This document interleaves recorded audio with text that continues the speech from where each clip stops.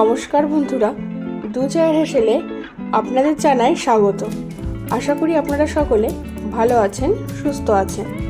আজ আমি আপনাদের সাথে শেয়ার করব লাউ কাঁকড়া। লাউ দিয়ে এখানে কাঁকড়া মাছটা রান্না করা হবে। এবার এই রেসিপির জন্য প্রথমেই কাঁকড়াগুলো আগে ভালো করে কেটে পরিষ্কার করে নিতে হবে। আর এগুলো কিন্তু দেশি কাঁকড়া, তাই সাইজে কিন্তু অনেকটাই ছোট। এখানে আমার মা এই রান্নাতে সাহায্য করেছে, তাই আমার মাই এখানে কাঁকড়াগুলো ভালোভাবে কেটে পরিষ্কার করে নিচ্ছে। যদিও আমি এই কাঁকড়া কাটায় অভ্যস্ত নই, আমি এই কাজটা করতেও পারি না, তাই এই কাজটা মাই করেছে। কাঁকড়াগুলো যেটুকু বাদ দেওয়ার বাদ দিয়ে বাদ বাকি যেগুলো খাওয়া যায় সেগুলো মা সুন্দরভাবে কেটে নিয়ে একটু পরিষ্কার করে নেবে। আর কাঁকড়ার ভেতরে যে হলুদ অংশটা থাকে সেটাকে আলাদাভাবে একটু বের করে নেবে। ওই হলুদ অংশটা কিন্তু গরম ভাতের সাথে খুব ভালো লাগে খেতে।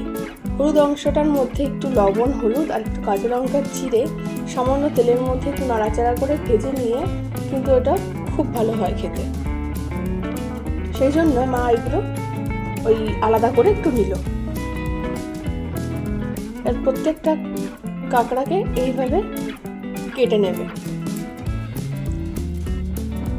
আর কাঁকড়ার প্রত্যেকটার ভেতর থেকে হলুদ অংশগুলো একটু আলাদা করে নিচ্ছে।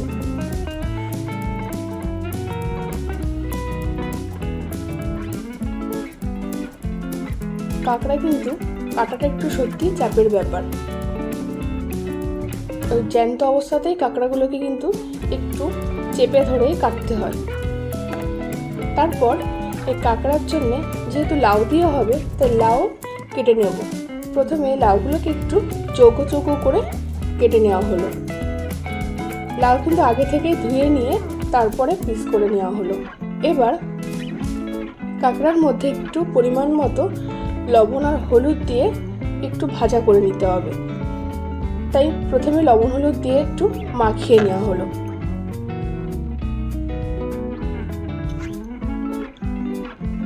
মাখিয়ে নেওয়ার পর কড়াইয়ে পরিমাণ মতো তেল দিয়ে এখানে সে হলুদ অংশটা ভাজা হয়েছিল সেই হলুদ অংশটা তুলে নেওয়ার পর ওই তেলের মধ্যেই আরও একটু তেল দিয়ে জাস্ট একটু নাড়াচাড়া করে নিলেই হবে। আর দেখুন কি পরিমাণে কাঁকড়া থেকে আমার তেল ছেড়েছে। এক দুবার এদিক ওদিক করে ভেজে নিয়ে কাঁকড়াগুলোকে এবার একটি পাত্রে তুলে নেওয়া হবে। এবার ওই কড়াইয়ে আরেকটু পরিমাণ মতো সর্ষের তেল দিয়ে আগে থেকে কেটে রাখা আলুর টুকরো আর লাউগুলোকে কিন্তু দিয়ে দেওয়া হবে।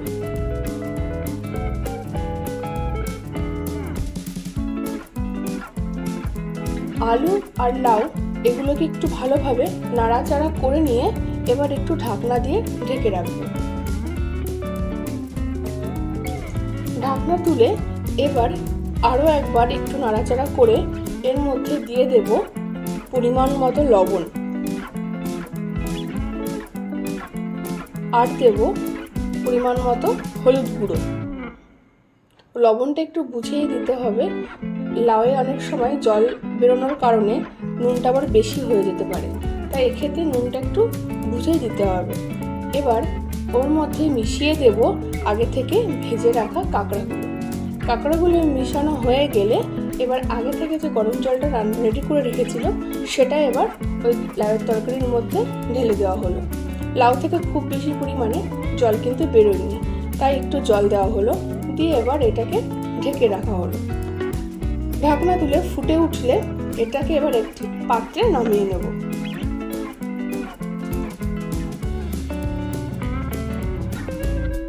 এবার ওই কড়াইয়ে দিয়ে দেব আর একটু পরিমাণ মতো সর্ষের তেল।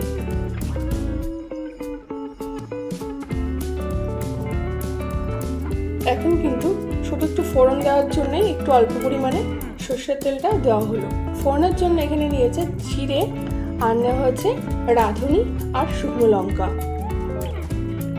এখানে রাঁধুনি, জিরে আর শুকনো লঙ্কা তেলের মধ্যে দিয়ে একটু নাড়াচাড়া করেই তরকারিটা কিন্তু এর মধ্যে ঢেলে দেবো। এখানে কিন্তু এই রান্নায় কোনো রকম কিন্তু আমরা বাটা মশলা গুঁড়ো মশলা কিছুই ব্যবহার করিনি, শুধু ফোড়নের যা মশলাটা দেওয়া হলো। এইভাবে একদিন বাড়িতে অবশ্যই বানিয়ে খাবেন, দেখবেন খেতে কিন্তু খুব ভালো হয়। ফোড়নের মধ্যে ভালোভাবে তরকারিটা একটু নাড়াচাড়া করে নিয়ে এবার এর মধ্যে দিয়ে দেব আগে থেকে একটু তেলে রাখা জিরের গুঁড়ো, আর দেব সামান্য পরিমাণে লবণ আর চিনি। এখানে চিনিটা অবশ্যই স্বাদের জন্য ব্যবহার করা হলো।